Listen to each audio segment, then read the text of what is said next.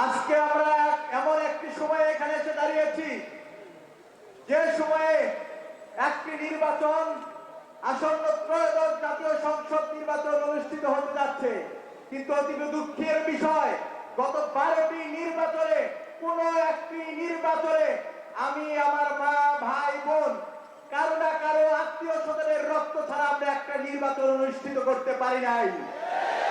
এইবারে নির্বাচন অনুষ্ঠিত হচ্ছে 1400 রক্তের শহীদের রক্তের বিনিময়ে। এইবারে নির্বাচন অনুষ্ঠিত হচ্ছে শহীদ হাদির রক্তের উপর দাঁড়িয়ে।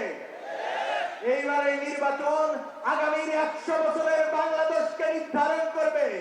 সেই নির্বাচনে আমরা কি দুর্নীতিবাজ, চাঁদাবাজ, টেন্ডারবাজ, জমি দখলকারী, সালিশ কিনে নেওয়া লোকদেরকে ক্ষমতায় বসাবো, নাকি ইনসাফ ন্যায় বিচার প্রতিষ্ঠাকারী লোকদের ক্ষমতায় বসাবো? আমাদেরকে সেই সিদ্ধান্ত নিতে হবে। ভাইয়েরা আমার, আপনারা জানেন একটি দল ইদানিং হাবুটের পক্ষে কথা বলছে। আমরা গত 17টি মাস সংস্কারের কথা বলেছি, কিন্তু তারা বলেছে ছাত্ররা সংস্কারের বুঝে কি। কিন্তু আজকে তারা যখন হাবুটের কথা বলছে, তার মধ্যেও কিন্তু তাদের একটি লক্ষ্য রয়েছে।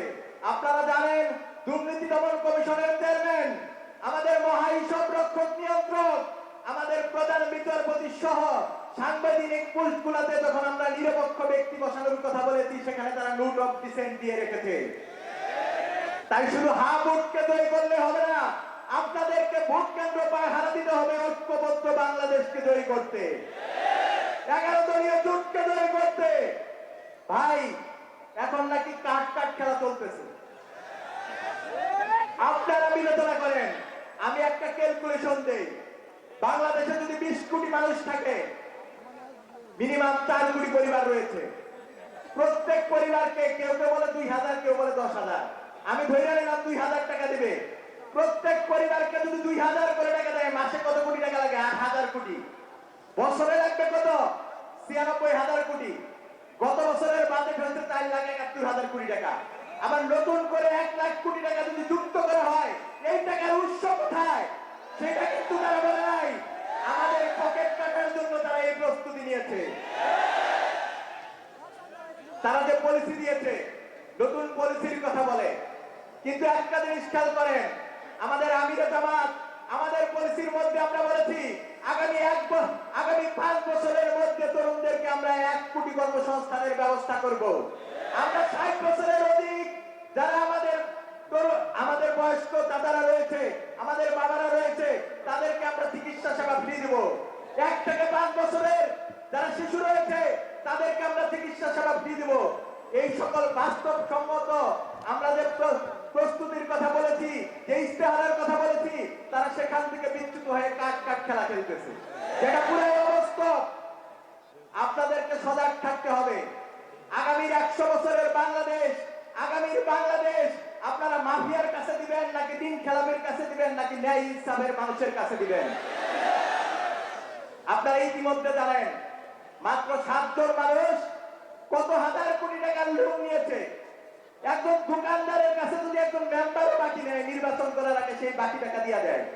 কিন্তু সংসদ নির্বাচনে আমাদের ব্যাংকের টাকা, আমার রক্ত পানি করা টাকা, আমার শ্রমিক ভাইয়ের রক্ত পানি করা টাকা তারা এখন পর্যন্ত দেয় নাই। ব্যাংক খেলাপির আবার ভোট চায়, আমার বড় বড় কথা বলে। এইবারের নির্বাচনে আপনাদেরকে ব্যাংক খেলাপিদেরকে না বলতে হবে। শহীদ হাদির রক্তের বিচার চাইতে হবে। আগামীর বাংলাদেশ হবে তারুণ্যের বাংলাদেশ। আগামীর বাংলাদেশ হবে আমাদের শহীদ ভাইদের রক্তের বাংলাদেশ।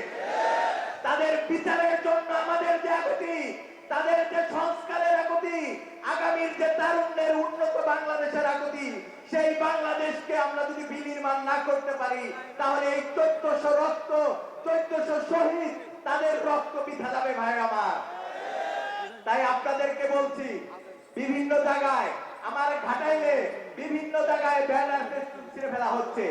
তারা আমাদেরকে থ্রেট দিচ্ছে। বিভিন্ন জায়গায় তারা বলে আমাকে আমলিক করলে কোনো দোষ নাই যদি তাদের দল করে, কিন্তু আমাদেরকে যদি ভোট দিতে চায় তাদেরকে দেয় জেলে। মামলার ভয় দেখিয়ে দেখিয়ে বিভিন্ন জায়গায় পুনর্বাসনের ব্যবস্থা করা হচ্ছে। আপনাদেরকে সজাগ থাকতে হবে। তাই আপনাদেরকে বলছি, আন্দোলনের মাধ্যমে 12 ফেব্রুয়ারি নির্বাচন নিয়ে আসছেন, ওই তেরুন্ডায় 12 ফেব্রুয়ারি ভোট কেন্দ্র পাহারা দিবেন ভাইয়ের আমার। তারা বিএনসিসি কে ভয় পায়, বিএনসিসি কে বন্ধ করে দিছে না ভাই আমার।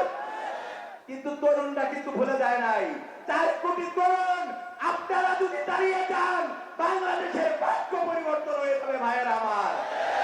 তাই আমার সাথে স্লোগানে স্লোগানে বলুন, আপোষ না সংগ্রাম, দিল্লি না ঢাকা, গোলামি না আজাদি, তুমি কে আমি কে, তুমি কে আমি কে, হাতির রক্ত, হাতির রক্ত, ইনকিলাব ইনকিলাব, ইনকিলাব ইনকিলাব। ধন্যবাদ সবাইকে, আসসালামু আলাইকুম।